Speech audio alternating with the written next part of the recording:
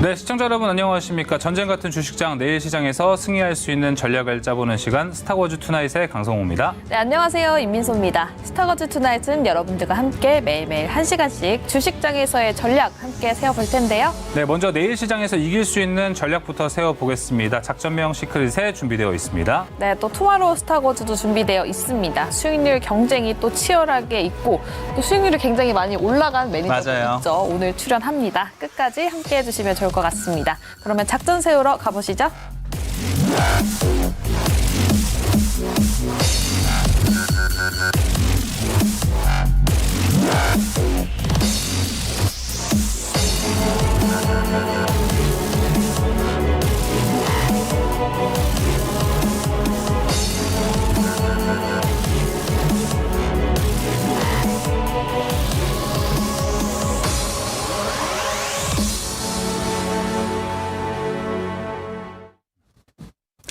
네, 작전명 시크릿 시작해 보도록 하겠습니다. 오늘 함께할 매니저부터 소개해 드리죠. 화목에 나오는 MBN골드 한규수 매니저, 백인현 매니저 나왔습니다. 매니저님들 안녕하세요. 안녕하세요. 네.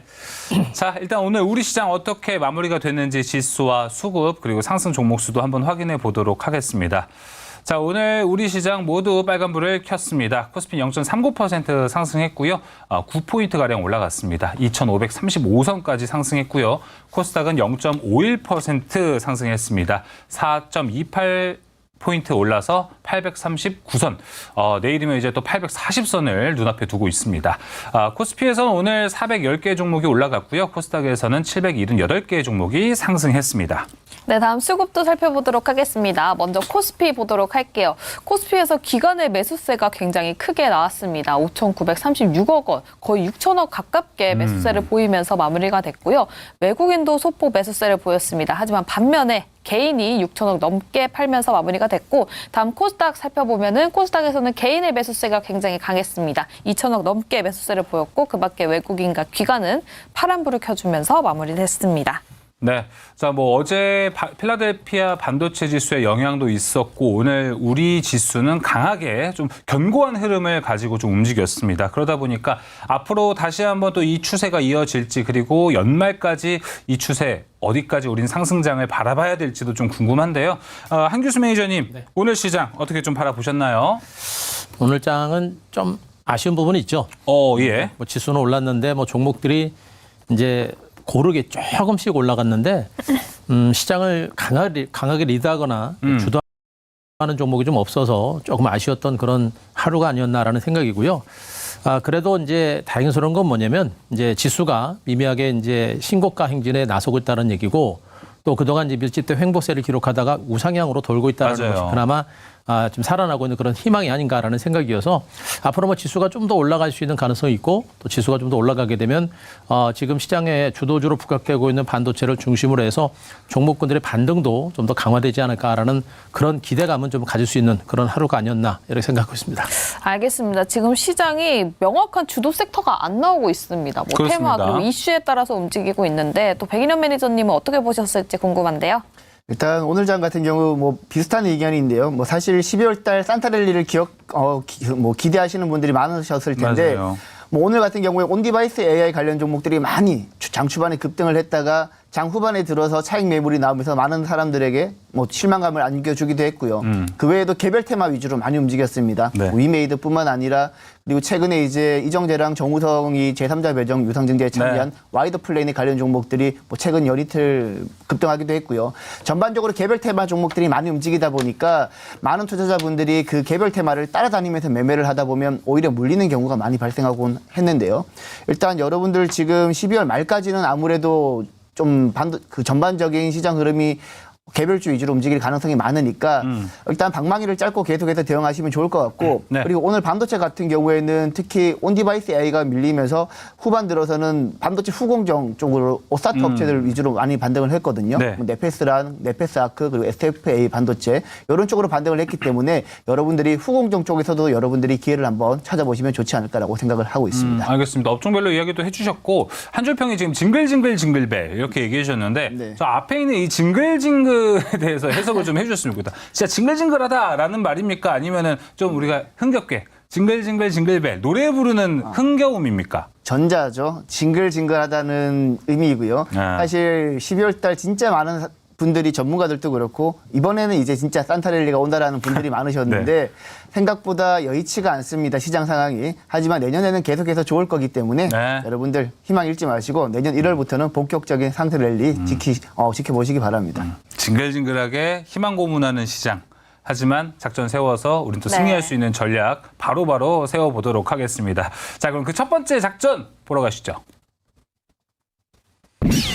자, 대주주 양도세, 좀 왔다 갔다 하는 이슈들이 있습니다. 우린 여기서 흔들리지 말자 쪽으로 오늘 작전을 먼저 세워보도록 하겠습니다. 대주주 양도세 이야기가 이제 지난주 금요일만 해도 이 시장을 좀 들어 올려주는 뉴스가 됐었는데 그렇죠. 오늘 장 마감 후에 오히려 반전이 되는 뉴스가 좀 나왔습니다. 현재 이 어구가 좀 중요한 것 같아요. 구체적 검토를 하고 있지 않다라는 말을 두고 좀 다방면으로 해석을 하는 것 같습니다. 이 말 그대로 진짜 이 배제를 하는 거냐 아니면 정책 아이디어로서는 언급을 하는데 정부 차원에서는 그래도 아직 우리가 여기서만 공식 검토를 안 하는 거냐 이 두 가지를 두고 좀 얘기가 나오고 있는 것 같습니다. 네. 자, 우선 한규수 매니저님 장마감 후에 이 이슈가 나왔기 때문에 당장 내일 시장에 좀 영향을 주지는 않을까 걱정은 좀 됩니다. 뭐 당장은 그렇게 영향을 줄 것 같지는 않아요. 대신에 이제 대주주 양도세라고 하는 부분이 이제 연말 증시에 이제 영향을 주기 때문에 이 이슈가 지금 이제 추경호 부총리가 이제 대주주 양도세 기준 완화 관련해서는 검토하고 있지 않다 이제 단정적으로 얘기를 했기 때문에 예. 올해는 죄송합니다. 이 이제 대주주 양도세 완화라고 하는 제로는 물 건너갔다라고 일단 보시는 게 좋을 것 같습니다. 얼마 전까지만 해도 양도세 완화 가능성이 부각되면서 시장에서는 약간 호재성 제로로 받아들였습니다만 지금은 그렇지 않다라는 것이 확인됐기 때문에 아마 이제 10억 이상의 대규모 주식을 보유한 분들이 매도를 하려고 하는 그런 움직임들이 좀 강화될 가능성이 높죠. 그래서 아마 올해 연말까지 봤을 때 올해 납입일 한 28일로 제가 알고 있는데 27일 정도까지 아마 매도가 좀 나올 수 있는 가능성이 있어서 이런 부분들에 있어서 주가에 약간의 이제 변동성을 키울 수 있는 그런 가능성은 좀 높다라고 보시면 될 것 같습니다.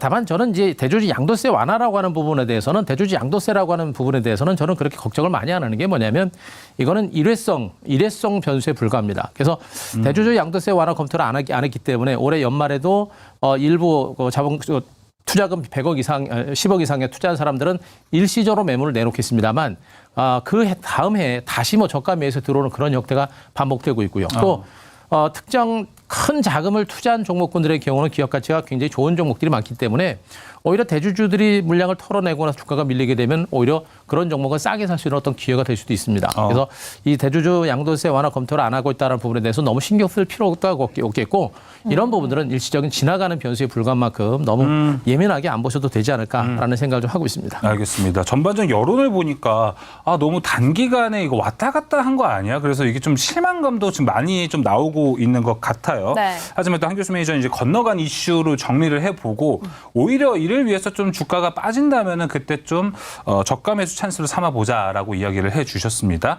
백인현 매니저님 보셨을 때 이게 사실 좀 연결지어서 보면은 윤석열 대통령의 공약과도 연결이 되는 거거든요. 네. 장기 보유 주식에 대해 양도소득세제 낮은 우대세율 적용이 이제 대선 나올 때 공약 중에 하나였는데 이게 연결지어서 볼 수 있어서 좀 맞물린다라고 보이는데 앞으로 다른 방안이 나올 거라는 기대감을 할 수는 있을까요?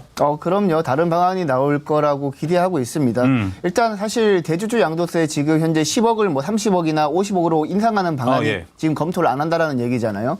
일단 사실 최근에 우리 국내 증시가 드라마틱하게 반등하진 않았지만 조금씩이라도 상승한 이유가 대주주 양도세 검토 때문만은 아니거든요. 전반적으로 반도체 관련 종목들이 많이 올랐기 때문에 지수가 상승한 거지 대주주 양도세 이슈는 상승 요인의 뭐 일부분일 뿐이다라고 저는 보고 있기 때문에 이 이슈 때문에 만약에 뭐 시장이 조정을 받는다면 아까 저도 마찬가지로 바닥에서 다시 매수하시면 좋을 것 같다는 생각이 들고 네. 그리고 사실 대주주 양도세가 10억에서 30억, 50억으로 인상하는 문제가 중요한 게 아니라 사실 근본적으로 12월 달에 집중적으로 대주주가 매도 못하게 하는 이 방안이 되게 중요하거든요. 예를 들면 대주주가 12월 달에 매도를 하게 되면 뭐 한 1년 정도, 6개월 정도 다시 그 주식을 못 사게 한다든지 이런 식으로 이제 구체적인 근본적인 대책이 있어야 되지 않을까라고 생각을 합니다. 그래서 사실 10억을 30억, 50억으로 인상하는 부분도 중요하긴 하지만 근본적인 대책이 추후에는 나오지 않을까라고 저는 생각을 하고 있습니다. 근본적으로 다시 그 대책이 나오는 게 굉장히 중요하다. 맞아요. 10억, 30억이 중요한 게 아니다라고 말씀을 주셨는데 다음 또 한규수 매니저님께 여쭤보고 싶은 게 또 일각에서는 이게 뭐 10억이고 30억이고 올라간다 해도 이미 10억 이상 보유한 사람들은 팔 거 다 팔았을 거다라는 이야기도 나오고 있잖아요. 그렇죠. 일단 10억, 20억 정도 주식을 하는 사람들이면 주식에 대해서 어느 정도 아는 사람들이고 네. 그런 사람들이고 이제 연말 대주주 양도세라고 하는 부분이 있기 때문에 일단 그 세금 자체가 22%나 됩니다. 양도 차익 그 차익에 대한 22%나 되기 때문에 어느 정도 충분히 수익이 났다라고 하는 사람들은 그 날짜가 되기 전에 어느 정도 물량을 다 털고 나올 수 있는 그런 가능성도 분명히 있고요. 그리고 이제 털었다가 나중에 뭐 기회를 다시 잡을 수 있는 그런 가능성도 분명히 있기 때문에 제가 보기에도 이 제도 자체가 그렇게 그렇게 큰 영향을 줄 수 있는 그런 어떤 제도도 아니고 또 별다른 영향을 줄 만한 제도도 아니기 때문에 네. 금액 자체에 양도세를 완화하니 하는지 안 하니 이런 것 자체가 조금 뭐라고 할까요? 이제 투자자분들마다 이제 희비가 약간씩 엇갈릴 건 있겠습니다만 제도 자체가 증권시장에 미치는 영향 자체는 그렇게 크게 영향을 줄 만한 그런 변수는 좀 아니지 않느냐라는 네. 생각을 좀 하고 있습니다. 알겠습니다. 일단은 두 분의 이야기를 좀 종합을 해보면은 단기간에 크게 악재가 될 것 같지는 않다라는 생각은 좀 종합적으로 드는 것 같고요. 네. 섹터 쪽으로 한번 넘어가서 오늘 이 이슈와 함께 좀 맞물리면서 이 이슈가 아마 한 오후 1시 반쯤에 오늘 이거 발표한다라는 소문이 좀 돌았다고 그쵸? 합니다. 근데 아무래도 좀 긍정적으로 분위기가 감지가 되다 보니까 1시 반 기점으로 에코프로비움 주가가 많이 올라갔거든요. 백인현 매니저님. 자, 그럼 내일 다시 한번 또 실망 매물에 대한 우려도 생기지 않을까 싶습니다. 종목으로만 봤을 때는. 일단 종목으로만 봤을 때는 단기적으로는 악재로 반영이 될 수도 있겠죠. 하지만 2차 전지 쪽에 국한해서 말씀드리긴 조금 어렵지만 네. 저는 이제 최근에 내년부터는 반도체가 조금 좋아질 거라고 말씀드리고 있는 입장이라 반도체 관련 종목들 최근에 온디바이스 AI 관련 종목들이 최근에 급등을 하다가 오늘 고점 대비 많이 밀렸거든요.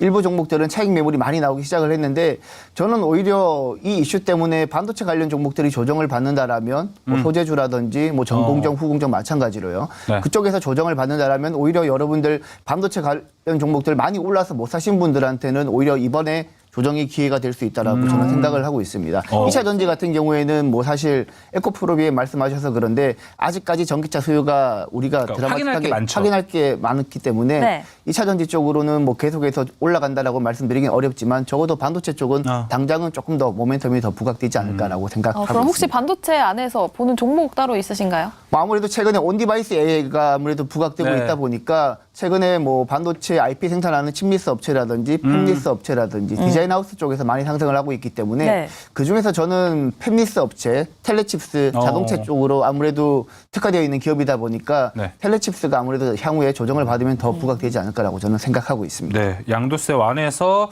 이 대주주 양도세 이슈로 흔들리지 않을 수 있는 종목으로는 텔레칩스 소개를 해줬고요. 이어서 한규수 매니저님. 네. 대주주 양도세가 이제 완화가 이제 검토가 안 하겠다라는 부분에 있어서 이제 실질적으로 영향을 받을 수 있는 부분들은 일단 2차 전지 종목들이 우리 개인 투자자들이 좀 많이 있죠. 개인 투자자분들이 많이 있다 보니까 만약에 이제 검토를 하지 않는다라고 한다면 이제 제가 보기엔 일시적으로 이제 2차 전지 관련 쪽에 약간 충격을 좀 받을 수가 있겠고요. 네. 그러면서도 이제 이런 대주주 양도세 완화 검토가 안 된다는 부분과 무관하게 일단 시장의 흐름 자체, 그러니까 대주주들이 주식을 잡을 수 있는 그리고 10억 이상의 투자금을 가지고 주식을 살 만한 종목이 어떤 것인가라고 한다면 역시 시가총액 상위권의 종목이겠죠. 말씀하셨듯이 반도체가 지금 시장에 전면에서 내년 이후 실적 전망치 좋은 상태이기 때문에 저는 삼성전자 같은 이런 종목들이 앞으로 또 대주주들이 또 자금력이 크신 분들이 많이 관심을 가질 수 있는 그런 종목이다라고 판단하고 있어서 삼성전자 보고 있습니다. 네, 알겠습니다. 이렇게 삼성전자까지 들어봤습니다. 지금 전반적으로 두 분 말씀을 종합을 해보자면 지수가 조금 떨어지고 조정을 받아도 오히려 반도체 관련 종목들은 저가 매수가 될 수도 맞아요. 있다라고 생각을 해볼 수 있을 것 같습니다. 그럼 두 번째 작전 세우러 가보시죠. 네, 두 번째 작전명 폴란드. 우리 좋았잖아. 입니다. 이 폴란드가 8년 만에 정권 교체가 됐습니다. 때문에 네. 한국과 방산 계약에 있어서 그 영향에 대한 우려감이 존재하기 때문에 방산 관련 그렇죠. 종목들 오늘장에서 또 조금 흔들리는 맞아요. 모습을 보여줬습니다. 백인현 매니저님, 이거 계속해서 우려해야 되는 그런 상황 맞습니까? 뭐 아무래도 이슈가 불확실성이 부각되고 시작한다라면 일단 우리 투자자 입장에서는 걱정은 해야 되는 부분이지만 뭐 개인적으로는 오히려 이번 조정을 다시 한번 매수 기회로 잡아도 되지 않을까라고 생각을 합니다. 네. 일단 폴란드가 우리나라 이제 지난해 2월이죠. 러시아랑 우크라이나가 전쟁을 하면서부터 폴란드가 갑자기 국방 예산을 2배 이상 늘리면서 우리 K방산 쪽으로 많은 수주가 이루어졌는데요. 뭐 대표적으로 잘 아시는 LIG 넥스원이나 하나 에어로스페이스 그리고 현대로템 같은 종목들의 수주가 많이 이루어졌는데 일단 기본적으로 우리나라를 대체할 만한 가성비 좋은 방산업체가 글로벌리 없다라고 저는 보고 있습니다. 뭐 과거에는 폴란드 정권이 교체하면서 한국과 맺었던 계약을 취소하고 미국이랑 계약을 다시 맺었다라는 얘기도 있긴 하지만 네. 지금 폴란드 예산 폴란드의 재정난을 고려했을 때 우리나라만큼 가성비 좋은 방산업체들은 없기 때문에 웬만하면 정권이 바뀌더라도 기존 계약은 그대로 유지가 될 가능성이 매우 높고 그리고 뭐 정권 교체 지난 10월 15일 날 정권 교체 이후에 계약된 것도 어느 정도 재검토를 한다라고는 하지만 우리 국내 K방산 업체를 대체할 만한 수단이 없다라는 측면에서 우리 K방산 업체들 너무 걱정은 안 하셔도 될 것 같습니다. 일단 뭐 하나 에어로스페이스라든지 현대로템 같은 경우에는 최근에 조정을 받았지만 뭐 그중에 하나 에어로스페이스 같은 경우에는 오늘 낙폭을 어느 정도 많이 하면서 마무리가 됐거든요. 네. 그리고 LIG 넥스원 같은 경우에는 뭐 로봇이랑 이슈가 되면서 LIG 넥스원은 연일 급등을 하고 있고요. 네. 그런 측면에서 봤을 때 오히려 이렇게 하나 에어로스페이스나 현대로템 같이 아직까지 조정을 받고 회복하지 못한 종목들은 향후에 추가적인 수주 기대감도 저는 오히려 있다라고 보고 있기 때문에 조정을 매수 기회로 잡았으면 좋겠습니다. 네, 방산도 또 반도체에 이어서 조정을 매수 기회로 삼아보면 좋다라고 말씀을 줬습니다. 말씀하신 대로 LIG 넥스원도 고스트 로보틱스를 인수하면서 미국 진출에 대한 기대감이 있고 또 하나 에어로스페이스도 사업 MOU 맺은 게 있다 보니까 이렇게 폴란드 이외에도 차선책이 있다고 합니다. 그럼 한규수 매니저님, 네. 일단 지금 외신 보도에 따르면 폴란드 신임 국방부 장관 후보가 계약 유지를 계속해서 주장을 하겠다라는 기사는 났어요. 어떻게 보십니까? 일단 뭐 정권이 바뀌게 되면 그 정책이라는 게 또 이제 바뀔 수가 있어서 일단 방산주들에 대한 주가에 있어서 이제 불확실성 변수는 좀 늘어날 수 있겠죠. 그런 부분에 있어서는 우리가 조금은 이제 부담이 되고 있는데 그래도 K 방산의 이제 그 위치가 상당히 많이 올라왔기 때문에 K 방산에 대한 수요는 계속해서 늘어날 수 있는 가능성이 좀 있다라고 보여집니다. 근데 다만 이제 저는 약간 좀 조심스러운 건 뭐냐면 재료가 좀 많이 반영된 부분하고 또 이렇게 이 K 방산 업체들이 그동안 주가가 움직일 때마다 나왔던 것이 이제 우리가 예상하지 못했던 그런 어떤 수주 소식들 네. 이런 것들이 이제 급작스럽게 나오면서 주가가 또 급반등이 나왔다가 또 급락 나왔다가 이런 변동성이 좀 많이 커지고 있는 그런 부분이 좀 저는 조금 부담이다라고 좀 보고 있습니다. 그래서 K방산의 위상은 분명히 올라가고 있는 건 사실입니다만 주가가 많이 올랐고 또 변동성이 좀 크다라는 부분에 대해서는 조금 부담이 좀 있다라는 부분에서 그 부분을 좀 조심하시면서 대응하시면 될 것 같습니다. 알겠습니다. 그래서 많은 부분들에 대해서 궁금증이 좀 올라오고 있는 거는 뭐 우리나라가 뭐 방산 업체들이 폴란드하고만 계약을 하는 건 아닐 거 아니에요. 그쵸. 다양한 국가들이 있는데 백인현 매니저님, 우리나라가 이제 폴란드 비율은 좀 어느 정도가 되고 그 외의 나라들한테 충분히 이 커버가 될지도 이게 좀 궁금하네요. 일단 최근에 이스라엘이랑 하마스 전쟁이 이슈가 되면서 네. 중동 쪽에서도 우리나라 K방산 업체들로부터 수주가 이어지는 걸로 알고 있어요.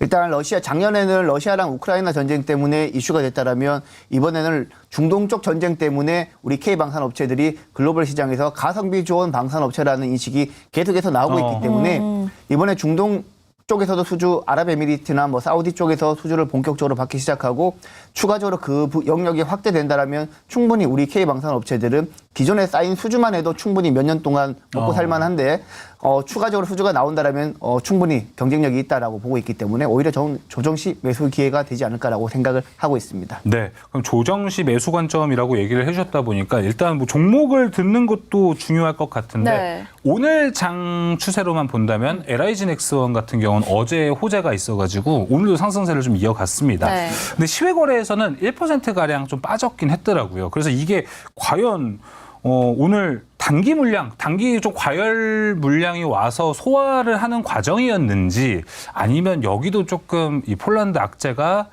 번진 건지. LIG 넥스원도. 그렇죠. LIG 넥스원이. 그래서 그 부분은 백인현 매니저는 어떻게 보시나요? 일단 뭐 둘 다라고 보셔도 될 것 같아요. 일단 뭐 최근처럼 시장 변동성이 큰 상황에서 LIG 넥스원이 어제 상한가를 갖고 오늘 또 상승폭이 꽤 컸거든요. 예. 그래서 단기적인 차익 매물이 나왔다라고 볼 수도 있겠고, 그리고 LIG 넥스원 같은 경우에는 로봇 이슈로 급등을 했기 때문에 다른 업체들이랑 다르게 이번에 폴란드 이슈는 영향을 안 받았기 때문에 그 영향도 어느 정도 반영이 됐다라고 보셔도 될 것 같습니다. 하지만 일단 시간의 하락폭이 생각보다 크진 않아가지고 맞아요. 추가적인 상승 여력이 저는 있다라고 보고 있고, 일단 만약에 LIG 넥스원도 향후에 조정을 받는다라면 저는 매수 기회로 활용하셔도 된다라고 보면 되고, 네. 일단 그 고스트 로보틱스 지분을 인수하면서 이제 LIG 넥스원까지 로봇 밸류를 추가한다라면 생각보다 진짜 상승 업사이드가 더 클 수 있다라고 저는 보고 있습니다. 왜냐하면 LIG 넥스원 같은 경우에는 지금 시가총액이 한 2조 원대거든요. 네. 그런데 영업이익이 1,000억대가 넘는단 말이죠. 근데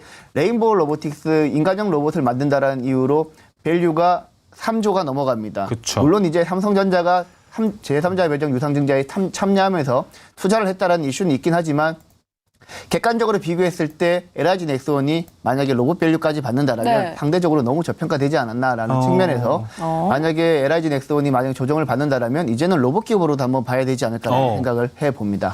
네. 그 부분도 상당히 궁금해서. 그래서 LIG 넥스원이 과연 로봇 밸류를 어제부터 이제 받았다고 우리가 봐야 되는 건지 이거 되게 궁금하잖아요. 민수 아나운서가 봤을 때는 로봇주가 지금 좀 굵직굵직한 종목들, 대형 종목들 2개밖에 없잖아요. 네. 우리나라에. 두산 로보틱스, 그다음에 이제 레인보우 로보틱스 2개 정도가 있는데 여기에 하나가 더 낀다면 딱 비율은 맞을 것 같지 않아요? 근데 좀 LIG 넥스원은 다른 계열 아닌가요? 방산 플러스 로봇이잖아요. 방산 로봇. 그렇죠. 그렇기 때문에 로봇 밸류도 물론 받기는 받겠지만 방산의 방산 플러스 로봇인 거지 그냥 로봇주로는 안 볼 것 같은데요. 아, 그냥 로봇주로 밸류 받기 좀 어렵다. 네, 로봇주가 그러니까 올라간다고 해서 LIG 넥스원이 같이 올라가고 이런 현상은 없지 않을까요? 일단 뭐 두산 로보틱스 같은 경우에는 협동 로봇 쪽으로 특화되어 있는 기업이다 보니까 일단 LIG 넥스원은 말씀하신 대로 이제 방산용 로봇계 이쪽으로 아무래도 이제 그 고스트 로보틱스가 네네. 전문적으로 생산을 하다 보니까 네. 일단 똑같은 밸류를 받긴 힘들겠지만 뭐 고스트 로보틱스도 방산 쪽만 생산하라는 법이 없잖아요. 협동 로봇 쪽으로 사업을 확장할 수도 있는 그렇죠. 부분이고, 일단 뭐 다양하게 우리가 지금 현재 예측하기는 어렵지만 향후의 시장이 LIG 넥스원을 로봇 관련 종목으로 보기 시작한다라면 우리 투자자 관점에서도 약간 생각을 달리해야 되지 않을까라고 저는 생각을 하고 있습니다. 알겠습니다. 협동 로봇이 추가되려면 또 R&D 비용이 들어가겠네요. 그럼 또 그렇습니다. 주가에 반영이 되겠죠? 그렇죠. 그럼 또 이제 저점 매수 기회가 될 수도 있다. 방산주 이야기를 해줬는데 백일현 매니저님 그럼 지금 시점에서 보는 종목도 있으신가요? 일단 폴란드 이슈로 만약에 조정을 받는다라면 방산주 관련해서 일단 하나 에어로스페이스 같은 경우에는 오늘 바닥에서 어느 정도 아랫꼬리를 달면서 말아올리는 모습을 보여줬는데 네. 네. 현대로템 같은 경우에는 아직까지 그런 모습을 보여주지 못했거든요. 그래서 지금 아직까지 현대로템이 상대적으로 낙폭이 컸기 때문에 현대로템 쪽으로 저점 매수에 들어가는 게 조금 더 낫지 않을까라고 저는 보고 있습니다. 알겠습니다. 오히려 현대로템. 지금 기술적으로 봤을 때는 현대 로템 말씀을 해주셨고 한규수 매니저님 혹시 방산주를 좋게 보고 계신다면 관련 종목도 있는지 아니면 지금 시점에서 뭐 방산주 너무 올라갔다 이렇게 보시는지. 저는 방산주보다 좋은 종목이 하도 많아서 좋은 종목을 좀 보시는 게 좋을 것 같고, 일단 네. 방산주들도 아까도 얘기했습니다만 이제 장기적인 성장성이라고 하는 부분들은 분명히 있기 때문에 보셔도 될 것 같긴 하고요. 주로 저는 이제 하나그룹주들의 경쟁력이 상당히 크기 때문에 하나그룹주 정도로 압축해서 좀 보시는 게 낫지 않을까라는 생각이고요. 네. 다만 이제 재료들이 많이 반영된 부분들이 좀 있어서 대응하기가 좀 쉽지 않은 부분도 있어서 그런 부분들은 좀 조심을 하실 필요는 좀 있을 것 같습니다. 알겠습니다. 좀 좋은 종목들이 많은데 그 와중에는 좀 이제 하나 그룹주들로 정리해서 보자라고 얘기를 해주셨습니다. 두 번째 작전 여기서 이제 마무리해 보겠고요. 세 번째 작전으로 넘어가 보겠습니다. 자, 형 이번엔 진짜 구하러 왔구나. 이게 되게 바뀐 거거든요. 네. 예전에 독수리 요행제에서 있었죠. 네, 역시 형이야. 형 이번엔 진짜 나 구하러 온 거 맞구나. 아니 나도 잡혔어. 원래 이게 독수리 오영재의 명장면 그리고 네. 짤로 되게 많이 움직였던 건데 예전부터 셀트리온 형제들에 대한 주가 이야기를 하면은 셀트리온이 떨어지니까 이제 그룹주들 형제들이 다 떨어지거든요. 그래서 형 구하러 왔구나 셀트리온. 아니 나도 잡혔어. 이런 이야기를 진짜 많이 했습니다. 근데 네. 이번에는 큰형님 셀트리온이 진짜 동생들을 구해주는 작업에 들어간 것 같습니다. 자 이제 합병 성공 기대감 때문에 셀트리온은 거의 좀 52주 신고가까지 올라가고 있고 네. 셀트리온 헬스케어도 상당히 주가 흐름이 좋습니다. 한교수 매니저님 일단 두 종목이 합병이 된다면 가장 좋아지는 점은 뭡니까? 일단 그동안 이제 셀트리온 그룹이 이제 세 개 사업부로 이제 나눠줘가지고 이제 그 영업을 하다 보니까 효율성이라고 하는 부분들이 좀 많이 떨어졌죠. 그러니까 셀트리온은 바이오시밀러를 연구 개발을 해서 생산을 하고 그것을 셀트리온 헬스케어가 판매를 하는 이런 구조를 많이 가지고 있다 보니까 비용적인 측면하고 그다음에 네. 이제 투명성 이런 것들이 많이 결여가 됐었죠. 그러니까 비용이 많이 들어가고 또 그러다 보니까 이제 R&D 투자라든가 연구 개발이라든가 이런 것들도 아무래도 이제 그 신경이 좀 덜 쓰일 수밖에 없는. 그러니까 연구 개발해야 되는 결과가 좀 더 강하게 나오기가 쉽지 않은 그런 구조였었죠. 그래서 그런 구조들을 만회하는 측면에서 이제는 셀트리온 하나에서 연구 개발을 하고 제품을 만들고 판매를 하고 유통하는 이런 어떤 하나의 틀로 만들어지는 그런 구조라고 보시면 될 것 같습니다. 그래서 셀트리온이라고 하는 업체 자체는 역시 바이오시밀러를 만들어냈고 네. 거기에 따른 실질적인 영업이익이라든가 꾸준하게 수익이 창출하고 있는 그런 업체였는데 그런 이익이라든가 이런 것들이 업체가 분산이 되다 보니까 실적이 다소 낮아지는 이런 형태가 됐었습니다. 그러나 이제 그것이 합병이 됨에 따라서 이제 셀트리온이라고 하나의 업체가 그런 효율성이라든가 이런 부분들 때문에 또 앞으로 이제 실적이라든가 영업이라든가 이런 것이 개선될 수 있는 가능성이 높아지겠죠. 네. 그런 부분들 때문에 지금 현재 주가가 상대로 강하게 나타나고 있는 것으로 보시면 될 것 같습니다. 알겠습니다. 일단 셀트리온 자체가 이 바이오 섹터 안에서 사실 대장주격으로 움직이고 있거든요. 네. 그래서 백인현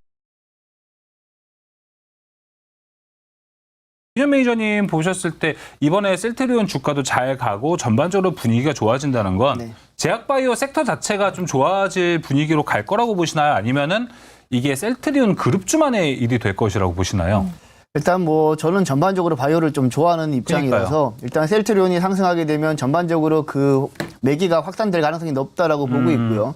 그리고 지금 아직까지 많은 분들이 온디바이스 AI에 집중하고 있지만 내년 1월 달에는 JP모건 헬스케어 컨퍼런스가 열리기 시작합니다. 네. 그때 이제 컨퍼런스에 참여한 기업들 중에서 또 기술 이전 논의가 오가게 될 예정이기 때문에 일단 바이오 관련 종목들은 개인적으로 계속해서 눈여겨보셨으면 좋을 것 같고 뭐 의료 AI라든지 기본적으로 제가 말씀드렸던 뭐 보로네이나 알테오젠, 뭐 레고캠 바이오라든지 기존에 말씀드렸던 종목들도 향후에는 계속해서 지속적으로 반복적으로 상승할 가능성이 높다라고 보고 있기 때문에 네. 일단 여전히 바이오는 여러분들 눈여겨보시고 지금 셀트리온 매기세가 다른 바이오로 확산될 가능성이 저는 높다라고 보고 있습니다.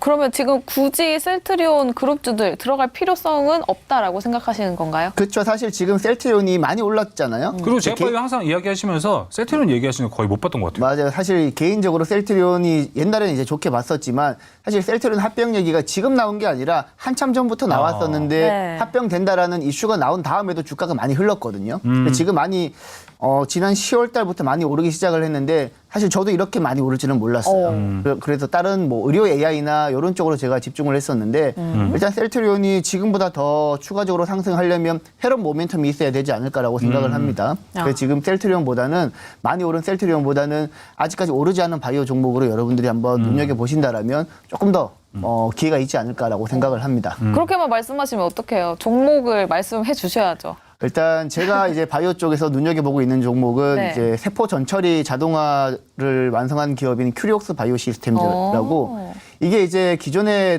세포 전처리하는 업체들은 원심 분리기를 이용해서 세포 전처리 과정을 처리했는데 예. 네. 큐리옥스 바이오 시스템 같은 경우에는 원심 분리기를 사용하지 않습니다. 그 원심 분리기를 사용하게 되면 세포에 손상이 입고 그리고 아무래도 이제 비용과 시간도 많이 걸린다라고 합니다. 그래서 큐리옥스 바이오 시스템이 루미나 워시라고 해가지고 세포 전처리 시스템 같은 경우에는 비용도 많이 단축되고 많이 줄어들고 그리고 시간도 많이 단축되기 때문에 내년에 뭐 글로벌 표준 안에 채택이 된다라면 충분히 큐리옥스 바이오 시스템즈는 지금보다 훨씬 더 높은 가격에 거래가 될 수 있지 않을까라는 생각에 큐리옥스 바이오 시스템이 가장 매력적으로 보입니다. 네, 큐리옥스 바이오 시스템즈 일단 백인현 매니저의 관련 종목으로 한번 들어봤고요.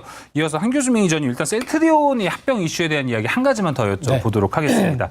이번 합병과 관련해서 셀트리온에서는 이제 자사주 매입을 쫙 한다라는 소식은 계속 있었는데 이거를 소각을 해야 개인 주주들 입장에서 되게 좋은 거 아니겠어요? 그렇죠, 당연하죠. 이 이슈들을 기다리고 봐야 되는 건가요, 혹시? 지금 너무 기대감만 받고 올라가니까. 일단 자사주 매입을 한다라는 것 자체는 이제 주식에 대한 매수세가 살아난다라는 측면에서 단기적으로 호재는 될 수 있습니다. 네. 그런데 장기적으로 봤을 때는 자사주를 매입을 해가지고 그것을 소각을 하게 되면 기업의 가치가 올라가거든요. 그러면 그때는 주가가 올라갈 수 있는데 뭐 우리나라 기업들이 자사주를 소각하는 경우가 많지 않습니다. 네. 많지 않다 보니까 자사주 매입을 하는 것 자체로 주가가 잠깐 올라갈 수 있어도 자사주 소각이 없으면 기업의 가치는 그렇게 변하는 게 별로 없어요.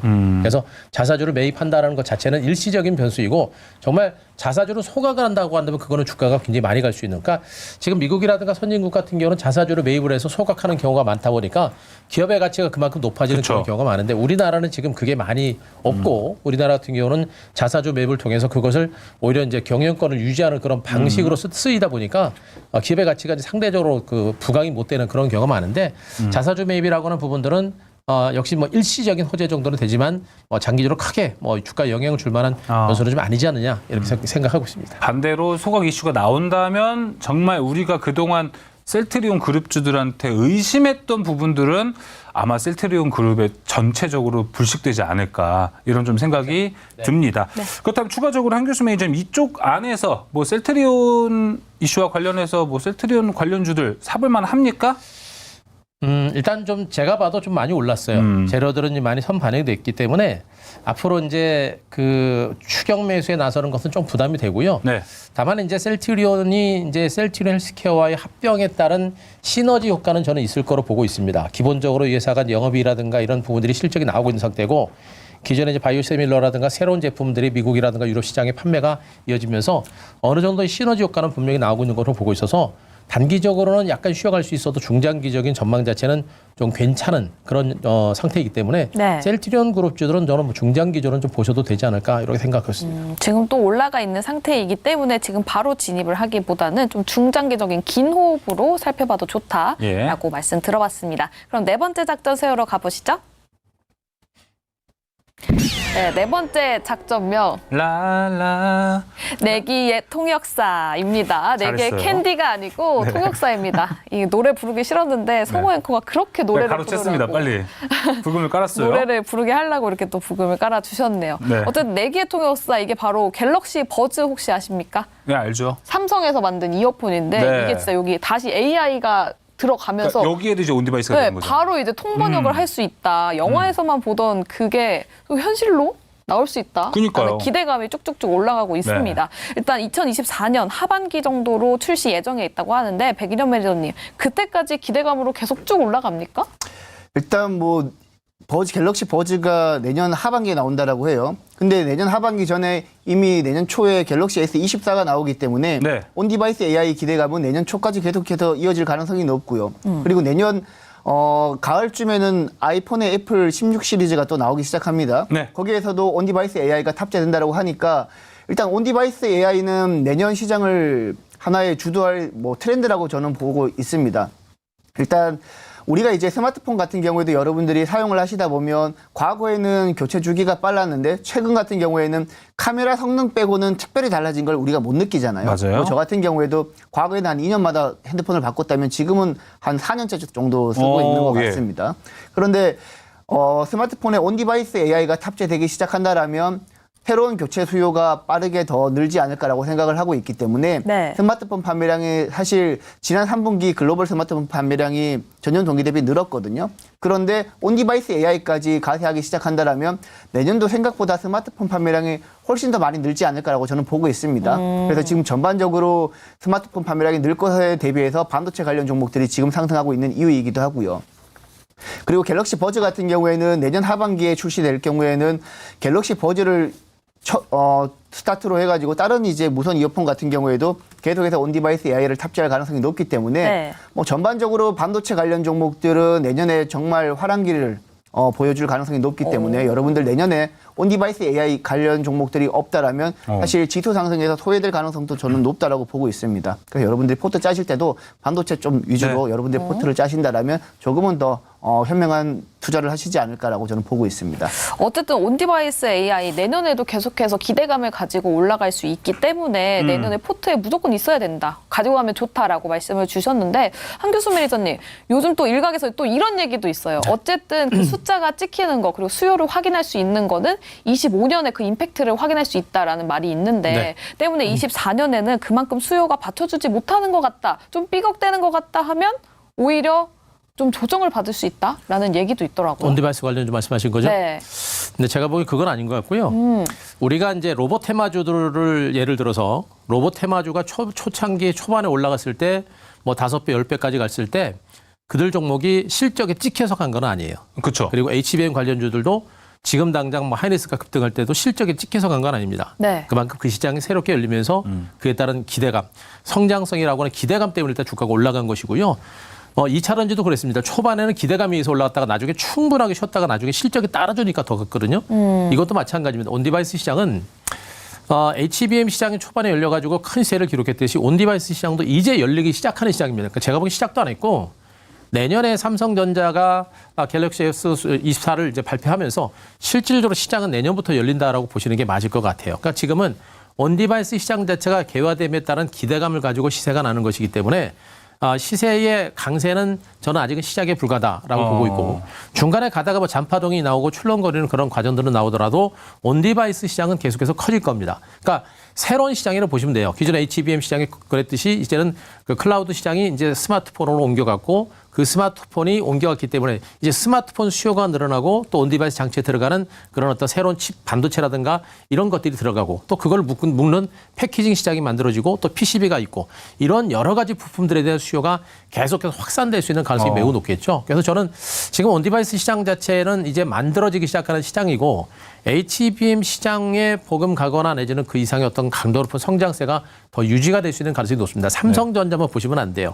애플이라든가 구글이라든가 또 중국의 샤오미라든가 이런 휴대폰 생산 업체들 그들 업체까지 감안한다고 한다면 이 온디바이스 시장은 성장 잠재력이 정말 생각했던 것보다 강력할 가능성이 높습니다. 그래서 저는 온디바이스 관련주는 뭐 오늘 주가가 올랐고 약간 출렁거리더라도 우리가 보셔야 되고요. 특히나 제주반도체가 한순간에 엄청나게 올라가죠. 그러니까 제주반도체가 이렇게 단기간에 4,000원에서 14,000원까지 폭등할 정도로 그만큼 기대감이 큰 시장이라고 보시는 게 좋아요. 그래서 온디바이스 시장에 대한 시각은 긍정적인 시각은 계속해서 유지를 하시는 게 좋다 이렇게 판단드리겠습니다. 그럼 지금 시점에서 볼 수 있는 종목도 따로 있을까요, 한교수 매니저님? 자, 저는 여전히 이제 온디바이스 관련주들 중에 이제 가장 핵심적인 이제 수혜주는 일단 뭐 제주반도체가 이미 갔었죠. 그쵸. 갔고 그 뒤를 따라가고 있는 게 바로 이제 NPU 관련주로 말씀드렸고 제가 말씀드렸던 종목들 중에 하나가 이제 칩셋 미디어 그쵸. 같은 종목 말씀드렸었죠. IP 관련. 칩셋 미디어 같은 종목들 지금 NPU 관련주들 같은 경우는 그런 어떤 온디바이스 시장의 성장함에 따른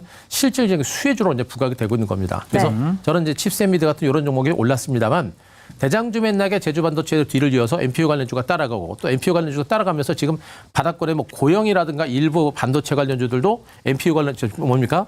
온디바이스 관련주로 수혜주로 부각되면서 많이 올라오고 있죠. 네. 그래서 많은 종목들이 이제 서서히 반등이 나실 가능성이 높아서 반도체 춘추전국 시대가 한번 오지 않을까라는 그런 기대감도 한번 가져보고 있습니다. 네, 온디바이스 AI 관련주들 지금 시작도 안 했다라고 말씀을 주셨는데 네. 관련 종목들 칩셋 미디어 주목해보자라고 말씀을 주셨습니다. 백인현 매니저님 지금 댓글창에서 제2의 제주 반도체를 찾아주세요라고 댓글이 올라왔는데 필요합니다. 백인현 매니저님 찾을 수 있나요? 종목이 있다면. 네, 저도 마찬가지로 반도체 IP 생산하는 오픈 엣지 테크놀로지 가지고 왔습니다.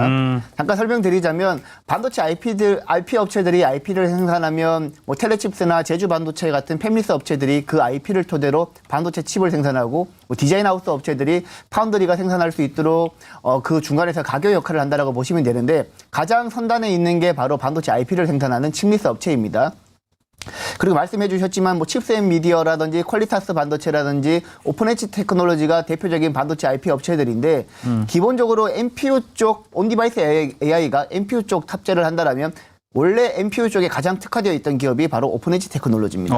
지금 칩셋 미디어 같은 경우에는 최근에 NPU 쪽 반도체 칩을 설계를 했고 오픈 엣지 테크놀로지 같은 경우에는 기존의 NPU의 주력으로 했던 기업이기 때문에 상대적으로 주가는 조금 시가총액이 무거워서 상대적으로 덜 움직인 측면은 있지만 NPU 쪽에 특화돼서 본다라면 오픈엣지 테크놀로지가 조금 더 매력적이지 않을까라 좀 보고 있습니다. 이쪽에 기존의 강자 오픈엣지 테크놀로지로 소개를 했습니다. 자, 그럼 네 가지 작전 이제 모두 확인해 봤고요. 작전 명식은 여기서 마무리해 보도록 하겠습니다. 수익률 대결 펼쳐지는 투모로우 스타워즈로 넘어가 보도록 하겠습니다.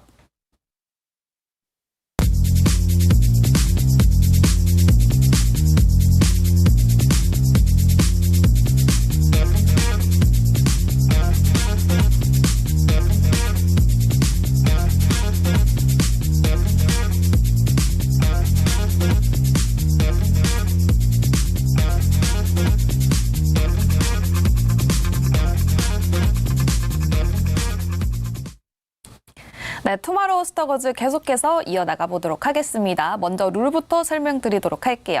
MBN 골드 4인 매니저의 수익률 대결이 펼쳐지고 있습니다. 수익률을 매일 종가 기준으로 합산값이 나오는데요. 출연 당일에 한 종목씩 편입이 가능한데 방송 다음 날 거래일 지정가로 편입이 됩니다. 근데 매수가에 도달하지 못했을 경우에는 시초가로 편입이 됩니다. 네, 목표가 터치 시 가격 전략 재설정 가능하고요. 손절가, 입절가 터치 시 포트 제외됩니다. 매도 언제든 가능하고 방송 다음 날 시초가로 매도됩니다. 월 4회 자유 편입 찬스 전화 연결로 가능합니다. 자, 이어서 순위 살펴볼게요. 네, 개인 순위 보도록 하겠습니다. 한규수 매니저 어제보다 수익률이 올라왔습니다. 그리고 여전히 1위를 차지하고 있죠. 네. 21% 수익률 보여주고 있고요. 2위에는 백인현 매니저 자리하고 있습니다. 그리고 3위에는 조범수 매니저 있네요. 자, 이어서 종목별 순위입니다. 한규수 매니저의 1위 종목 퀄리타스 반도체 14.4% 수익, 2위 칩셋 미디어 7.56%, 3위 백인현 매니저의 네이버 7.32% 수익 기록했습니다. 네, 다음 변동사항도 체크해 보도록 하겠습니다. 조범수 매니저의 NBT 오늘장에서 손절가를 터치했는데요. 손절가 7,000원으로 낮추고 계속해서 보유한다고 하니까요. 참고해 보시면 좋겠습니다. 알겠습니다. 자, 한규수 매니저님. 처음부터 너무 과하게 앞질러 가시는 거 아닌가 이 생각이 좀 듭니다. 네. 한규수 매니저님의 1위 종목 현재 퀄리타스 반도체 궁금해하실 분들 진짜 많을 것 같습니다. 네. 리뷰 한번 들어볼게요. 금요일 날 목표가를 터치를 해서 이제 제가 목표가를 조금 올렸습니다. 올려가지고 보유하는 걸로 했고요. 오늘도 주가가 2차 목표가에 조금 한 150원 정도 모자란 상태에서 고점 대비 이제 밀리긴 했는데 여전히 매도할 의사는 없고 아직은 가져갈 볼만한 종목으로 보시면 돼요. 아까도 했습니다만 온디바이스 시장 자체가 이제 살아나고 있는 만들어지고 있는 그런 시장이기 때문에 아직은 긍정적인 시각을 가지시는 게 좋을 것 같고 오히려 오늘 눌렸을 때를 이용해서 조금 밀리게 되면 매수 전략은 아직까지 유효하다 이렇게 판단 드리겠습니다. 자, 주가 목표가는 제가 32,000원까지 다시 한번 설정을 좀 하고요. 네. 그리고 이제 손절가는 익절가는 26,000원까지 조금 더 올리면서 보유 전략 이어가겠습니다. 네, 익절가 26,000원 퀄리타스 반도체 생각해 보시면 좋을 것 같고요. 네. 다음 백인현 매니저님 네이버가 어제 장에서 목표가를 달성하면서 그쵸. 포트에서 또 제외를 시켰습니다. 매니저님 네이버 응원하는 댓글이 굉장히 많습니다. 좋습니다, 진짜. 감사합니다. 네, 일단 네이버를 제가 22만 원 목표가 터치하고 포트에선 제외를 했는데요. 일단 22만 원부터 23만 원까지 매물대가 좀 있어가지고 단번에 소화하기는 힘들다라고 봐가지고 제가 포트에서는 아웃을 했지만 지금 네이버는 만약에 추가적으로 조정을 받으면서 한 21만 원 정도까지 다시 매수하기 좋은 가격대가 온다라면 여러분들 다시 편하게 모아가셔도 되지 않을까라고 생각을 하고 있습니다. 알겠습니다. 네이버 어제 포트에서 아웃됐고 그에 대한 추후 전략도 이야기를 해주셨습니다. 자, 그럼 이제 한규수 매니저님 1위를 달리고 있는데 어떤 종목 공개해 주실지 상당히 궁금합니다. 예, 자 역시 오늘도 반도체를 가지고 왔습니다. 일단 시장 자체가 반도체가 주도주로 이제 자리매김하고 있는 상태고요. 기존에 이제 올랐던 종목군들이 쉬는 가운데 오늘처럼 못 올랐던 종목 중심으로 이제 매기가 순환하고 있어서 오늘 제가 종목은 심텍을 다시 한번 가져왔습니다. 심텍이라는 종목이 참 희망 고문하는 종목인 것 같아서 좀 죄송스러운데 네. 하지만 갈 수 있고 좋은 종목이기 때문에 우리가 충분하게 시간을 가지고 보실 만하고요. 최근에 저점 찍고 미미하게 3일 정도 올랐는데 오늘 200원 강세입니다만 일단 대표적인 PCB 업체다라는 부분은 알고 계실 거예요. 거기에다가 이제 삼성전자나 하이닉스 같은 글로벌 업체들에 대한 납품이 진행되고 있는데 가장 중요한 부분은 뭐냐면 심텍 같은 종목군들은 지금 이제 스마트폰이라든가 웨어러블 기기에 특화된 그런 반도체 패키징을 만들고 있는 업체라고 보시면 됩니다. 그래서 지금처럼 온디바이스 시장 자체가 커지게 되면 그에 따른 수혜주로 부각될 수 있는 가능성이 굉장히 높기 때문에 그 부분에 대해서 우리가 주목하실 필요가 있겠고 실질적으로 실적도 4분기 쪽에서는 흑자 전환에 대한 기대감이 상당히 큽니다. 그렇게 되면 주가는 이제 현재 눌림에서 반등이 나올 때 생각보다 강하게 나올 가능성도 있기 때문에 심텍 같은 종목들 다시 한번 포트에 편입을 하도록 하겠습니다. 오늘 종가 37,700원을 매수단가로 하고요. 목표가는 42,000원 박스권 상단 돌파하면서 목표가 42,000원, 손절가 35,000원 제시드리겠습니다. 네. 자, 이번에도 반도체를 담은 한규수 매니저님입니다. 심텍 목표가 42,000원, 손절가 35,000원으로 제시가 됐습니다. 자, 그럼 이어서 백인현 매니저님 종목 들어볼까요? 네, 오늘 가지고 온 종목은 하나마이크론 가지고 왔습니다. 일단 최근에 반도체 업체들이 뭐 HBM부터 시작해서 온디바이스 AI 쪽으로 확대되고 있지만 최근에 후공정 오사트 업체 위주로 많이 반등을 하기 시작을 했습니다. 특히 오늘 같은 경우에는 오사트 업체 중에서 SFA 반도체가 많이 급등을 했고 네페스아크 같은 후공정 업체들이 전반적으로 상승을 했기 때문에 후공정 업체 중에서 상대적으로 매력적인 하나마이크론이 더 매력적이라고 생각을 해서 가지고 왔고요. 지금 하나마이크론 같은 경우에는 뭐 최근에 HBM 관련 종목으로도 수혜를 받기도 했지만 베트남 비나 쪽에 1공장이 지금부터 이제 본격적으로 가동을 하기 시작했다고 합니다. 1공장 같은 경우에는 램프업 기간이 보통 정상 가동화되기까지 한 1년 정도 걸린다라고 하니까 2024년부터는 본격적으로 베트남 쪽 매출 비중이 드라마틱하게 늘어날 가능성이 높다라고 저는 보고 있고 특히 베트남 쪽 공장 같은 경우에는 SK향 전용 라인이기 때문에 SK 쪽에서 내년에 HBM 본격적으로 양산을 하기 시작한다라면 하나마이크론이 가장 큰 수혜를 받을 수 있지 않을까라고 생각을 하고 있습니다. 일단 하나마이크론 같은 경우에는 메모리, 비메모리 쪽에서 패키징이랑 테스트 다 같이 하는 종목이기 때문에 한번 눈여겨보시면 될 것 같고 그리고 내년에 이제 반도체 업체들이 본격적으로 상승하기 시작한다라면 과거에는 전공정 관련 업체들이 많이 상승을 했었는데 이제는 전공정에서 더 이상 미세화 부분에서 더 이상 성능 지원을 하기 어렵다 보니까 후공정의 중요도가 점점 올라가고 있는 추세입니다. 패키징 같은 경우에도 첨단 패키징 쪽으로 많이 주목을 받고 있기 때문에 하나마이크론 같은 경우에는 여러분들이 지금 향후에 내년에 이제 반도체 업황이 상승하기 시작한다라면 뭐 방금 말씀드렸던 SFA 반도체, 네페스아크 그리고 이제 두산 테스나 같은 그런 업체들과 함께 가장 여러분들이 눈여겨봐야 되는 종목이 아닐까라고 생각을 하고 있습니다. 일단 차트 보시면서 제가 기술적으로도 설명을 한번 드려보도록 하겠습니다.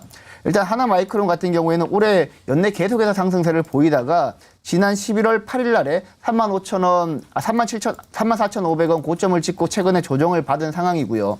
최근에 다소 시장에서 소외된 느낌은 있지만 여전히 저는 매력적이라고 보고 자회사인 하나머티리얼즈 같은 경우에도 반도체 식각 공정에서 사용되는 포커스링을 생산하는 업체로 실적이 굉장히 잘 나오는 업체거든요. 그렇기 때문에 자회사 하나머티리얼즈 기대감과 그리고 후공정 기대감 같이 보시게 되면 좋을 것 같다라는 측면에서 지금부터 매수해도 된다라고 생각하고요.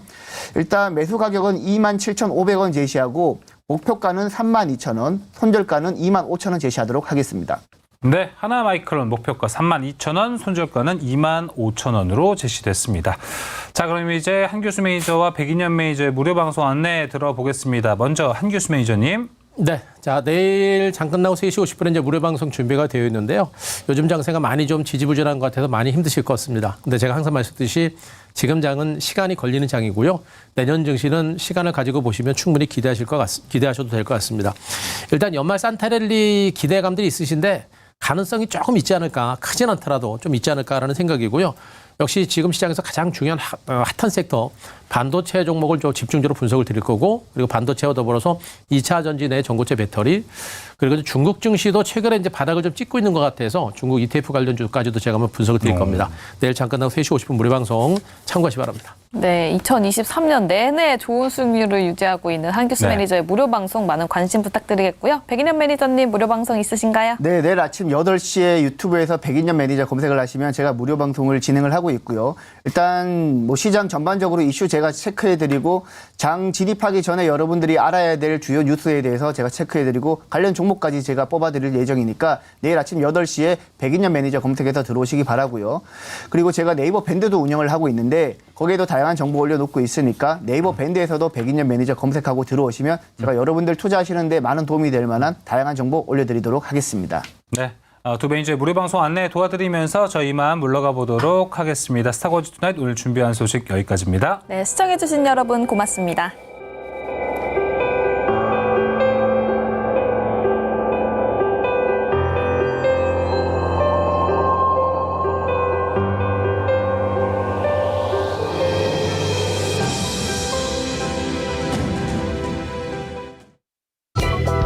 본 방송은 투자 판단을 위한 조언일 뿐 투자 결정과 결과에 대한 책임은 투자자 개개인에게 있음을